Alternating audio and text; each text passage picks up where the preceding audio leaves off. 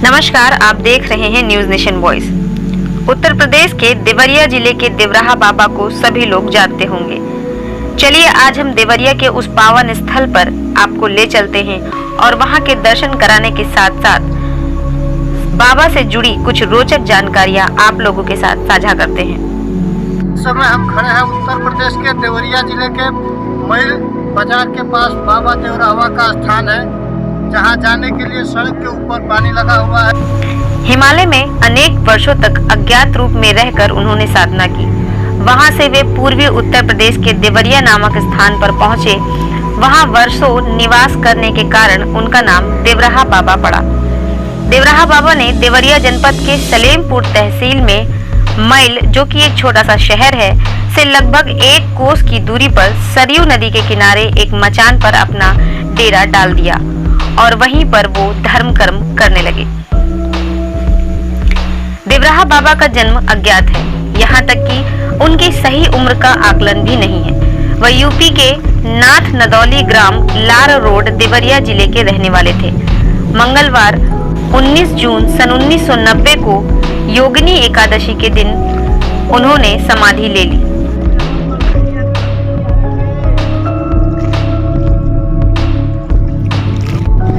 इस समय हम देवराहा बाबा के आश्रम के बाहर खड़े हुए हैं, जहाँ से आप देख सकते हैं कि आश्रम के चारों तरफ माँ सरजू का जल आश्रम के चारों तरफ फैला हुआ है।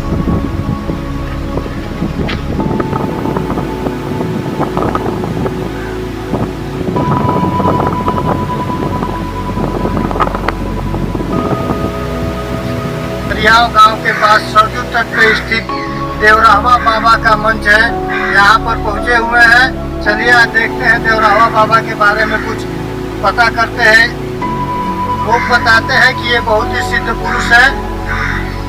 ये देवराहा बाबा के का मुख्य गेट है, इसके अंदर जाते हैं। आज जाते ही देखिए सामने देवराहा बाबा का मंच लगा हुआ है, जहाँ पे देवराहा बाबा के शिष्य श्री श्याम सुंदर दास जी बैठे हुए हैं। आइए इनसे पूछते हैं देवराहा बाबा के बारे में और यहाँ के बारे में। और कहा जाता है कि वह करीब 900 साल तक जिंदा थे।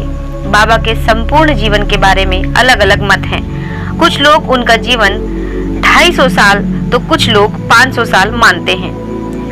कुंभ कैंपस में संगम तट पर धुनी रमाए बाबा की करीब 10 साल तक सेवा करने वाले मार्कंडे महाराज के मुताबिक पूरे जीवन निर्वस्त्र रहने वाले बाबा धरती से 12 फुट ऊंचे लकड़ी से बने बक्से में रहते थे। न्यूज नेशन वॉइस मेरा चैनल है, इसमें हम देवराहा बाबा के बारे में जानना चाहते हैं। कुछ बताइए उनकी विशेषताएं, उनका जो भी उनके बारे में पता हो।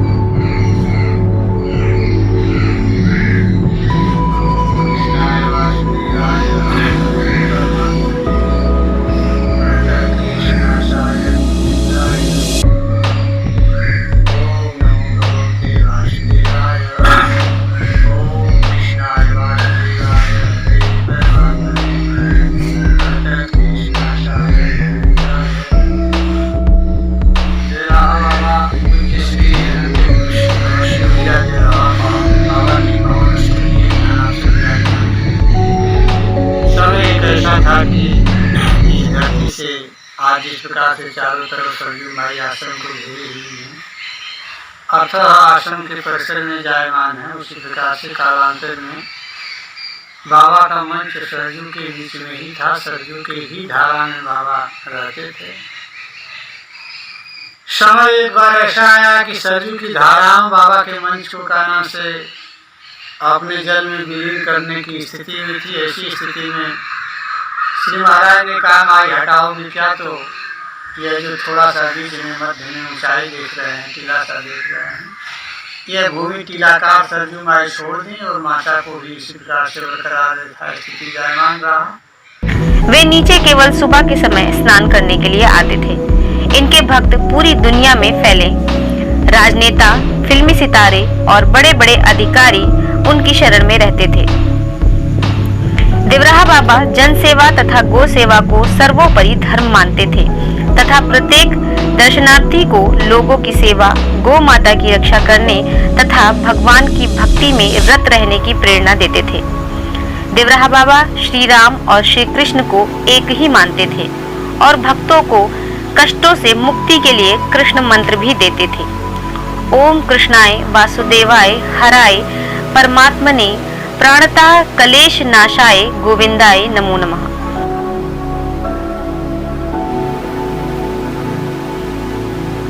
तथा सरजू माई स्टीला सा इस स्थल को करते हुए चारों तरफ से बहने लगी, जैसे आज वर्तमान में देख रहे हैं।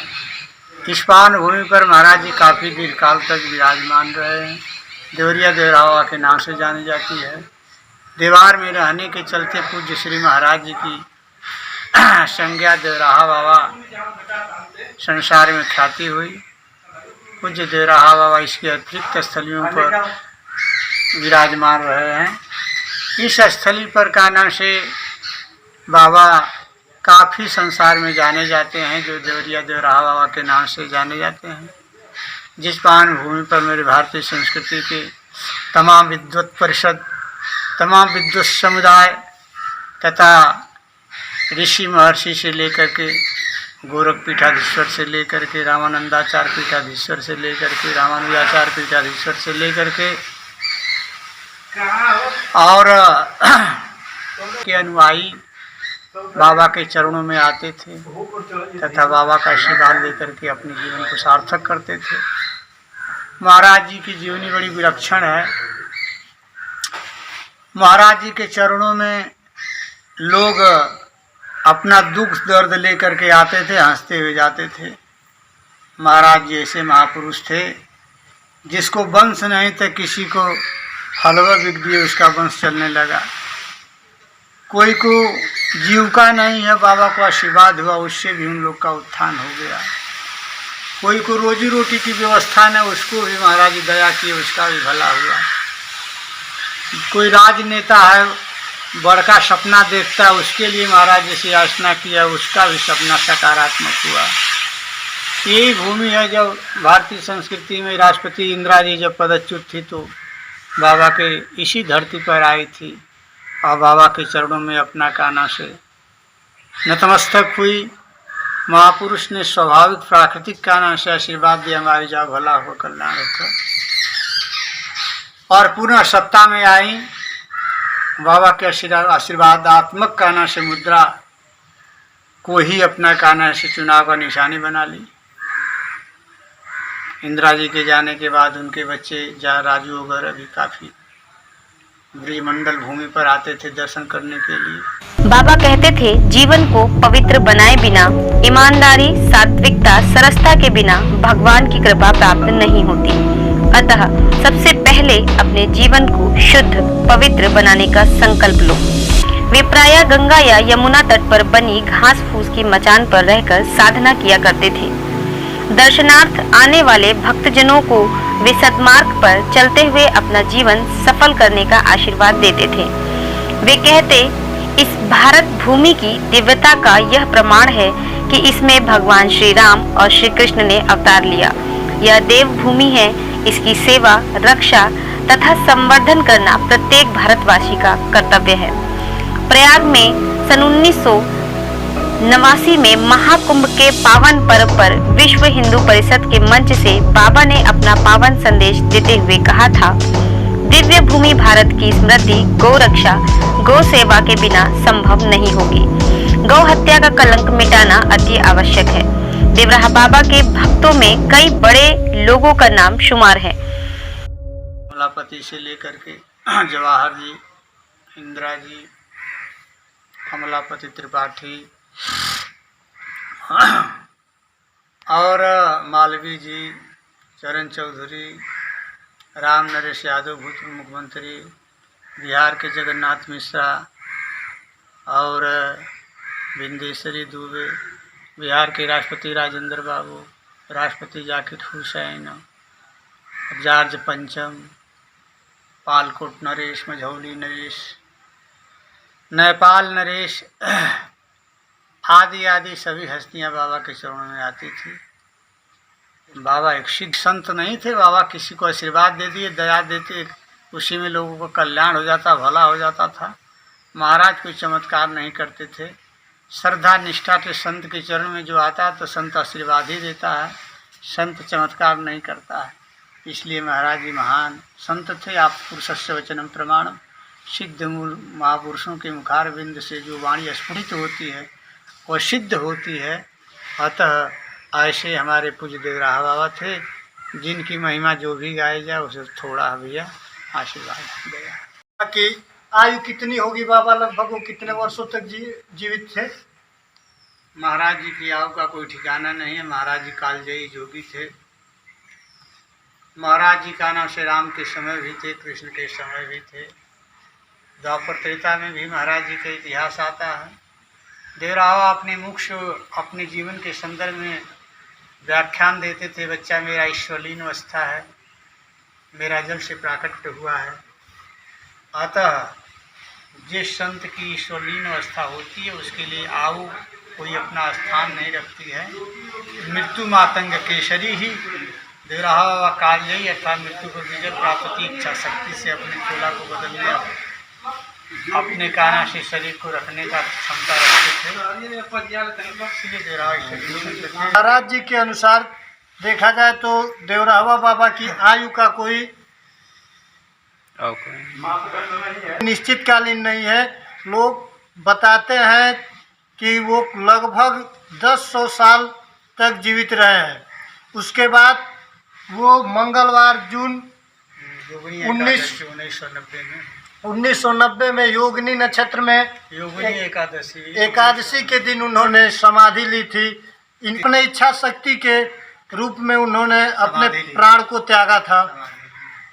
डॉक्टर राजेंद्र प्रसाद, इंदिरा गांधी, राजीव गांधी, अटल बिहारी वाजपेयी, लालू प्रसाद यादव, मुलायम सिंह यादव और कमलापति त्रिपाठी जैसे राजनेता हर समस्या के समाधान के लिए बाबा की शरण में आते थे।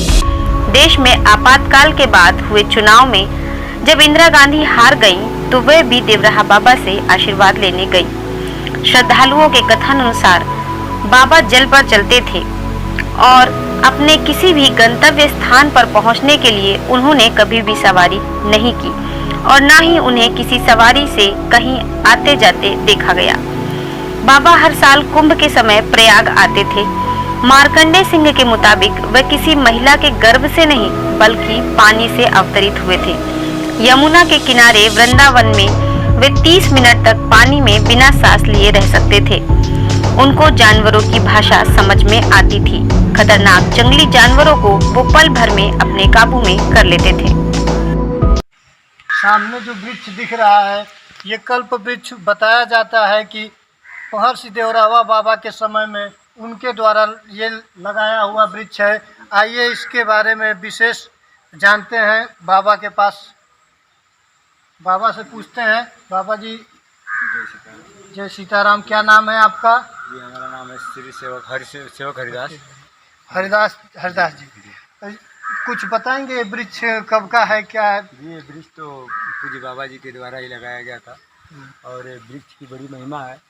जो श्रद्धा से पूर्ण निष्ठा के साथ इस वृक्ष के पास आता है, इसका परिक्रमा करता है और अपनी मनोकामना को यहाँ देखिए, इस पे हनुमान जी की आकृति भी है जो अपनी इच्छाओं को लेकर आता है। हम चाहते हैं कि आप एक बार दिखाइए यहाँ पे वृक्ष के ऊपर जो हनुमान जी का आकृति बना हुआ है जिसको लोग पूजते हैं। हाँ, और लोग यहाँ आकर के इस वृक्ष का परिक्रमा करते हैं और बाबा को हृदय में रख के और इस वृक्ष का परिक्रमा करते हैं। उनके बाबा बता रहे हैं कि महाराज जी बता रहे हैं कि इस वृक्ष का जो भी परिक्रमा करते हुए जो भी मनोकामना मन में मांगता है उनकी मनोकामना पूरी हो जाती है। ये वृक्ष महर्षि बाबा द्वारा लगाया गया है।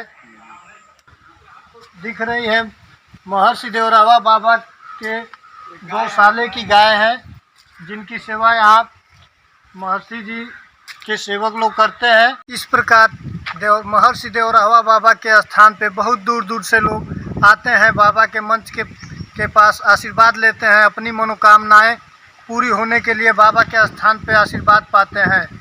मैं न्यूज़ नेशन वाइज से अंकित मिश्रा के साथ मैं सुंदरम मिश्रा। तो ये थी देवराहा बाबा से जुड़ी कुछ रोचक जानकारियाँ। ऐसी ही रोचक जानकारियों के लिए हमारे चैनल को सब्सक्राइब ज़रूर करें और हमें कमेंट करके ज़रूर बताएं कि आपको ये वीडियो कैसा लगा। वीडियो को लाइक, शेयर, कमेंट करना बिल्कुल भी ना भूलें।